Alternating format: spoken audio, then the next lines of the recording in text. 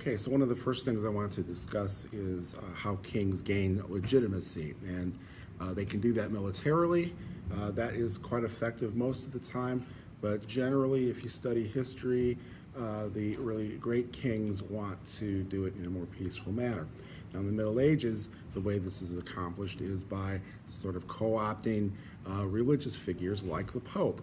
And the Pope can bestow that legitimacy on kings and emperors because they have the authority of God behind them.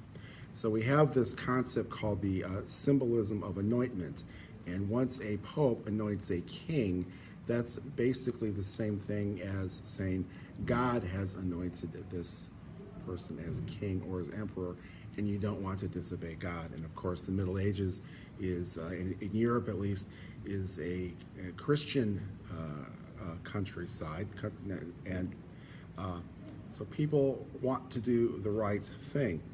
Now, how does this play itself out? Let's talk about Pope Leo III, who's considered to be a very weak pope. He's so weak that actually some people try to kill him. And one day, as he's walking the streets, some attackers catch him and they try to gouge out his eyes and cut off his tongue. He does get away, but he realizes that he needs some kind of protection. So you have Charlemagne in what is technically now Germany, has a very strong army, and the Pope, who has no army at all, appeals to Charlemagne. So he goes through Italy and guarantees the peace, and in his full Roman regalia, and his army defeats the attackers. So what happens after that is it's Christmas Day, 800, and Charlemagne and his army attend Christmas Mass, which is attended by Pope Leo III. Now, there are all different kinds of stories about what happened, but I'll tell you the one that I like the best.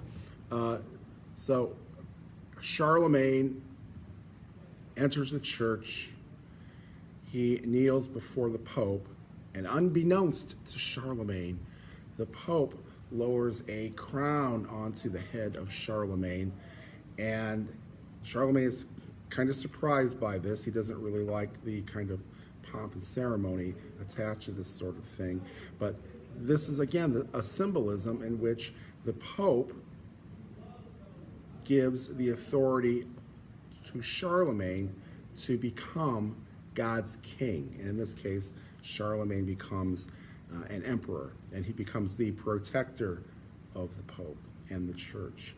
And this is really the beginning of the Holy Roman Empire. And so it's still sort of Roman in the sense that Roman customs and laws are sort of carried out, but it's holy because now it has the ascendance, the gift of God behind that. Now, Charlemagne was a great uniter. He wanted to unite all of Europe. He had the army to do that. And as he conquers new territories, he begins to organize his government in a very effective way. Now, remember, we're still in the age of feudalism with manors and knights and nobles. Instead of abolishing that, he allows the nobles to rule in their particular areas. It's like a semi-state. But he also initiates Roman centralization of the law to guarantee that everybody follows similar laws and customs. The first one is that everybody must convert to Christianity. And so if you don't, there are definitely repercussions for that, and they're not nice. But he also initiates educational reforms. He is one of the first reformers for education, a great learner, spoke Latin, German, perhaps French, could not write, although he did try. It said that he kept a tablet underneath his pillow and he would practice his letters.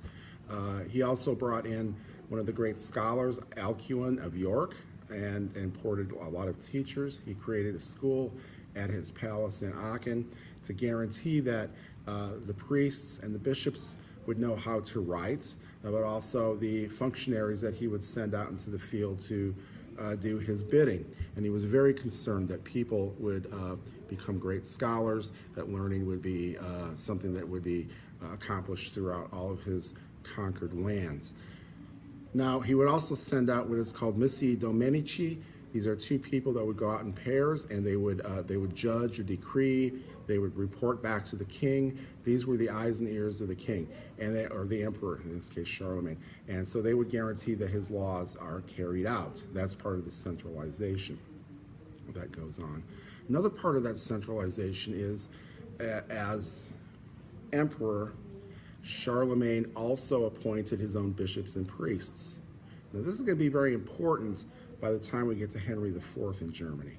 He appointed bishops and priests, and they became his vassals. So he would give them large tracts of land where they would build monasteries and hospitals and schools, but they would also collect taxes for him as well.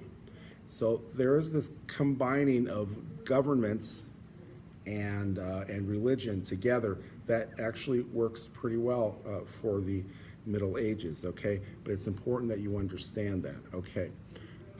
Let's see. One of the things that came out of Charlemagne's educational program is a new style of writing. Up until this time, monks wrote in basically all capital letters. But they developed a different system that would be easier for them to write, because they are copying old texts and they are making an attempt to write more books. So what comes out of this is a new form of writing called Carolinian minuscule. And that's basically the same kind of writing we have today, with capital letters and with small case letters. We still have the same thing. It looks much different now, okay? But essentially, many of those letters that they used 1,000 years ago, we are still using today. All right, I think that might be all you need to know about Charlemagne.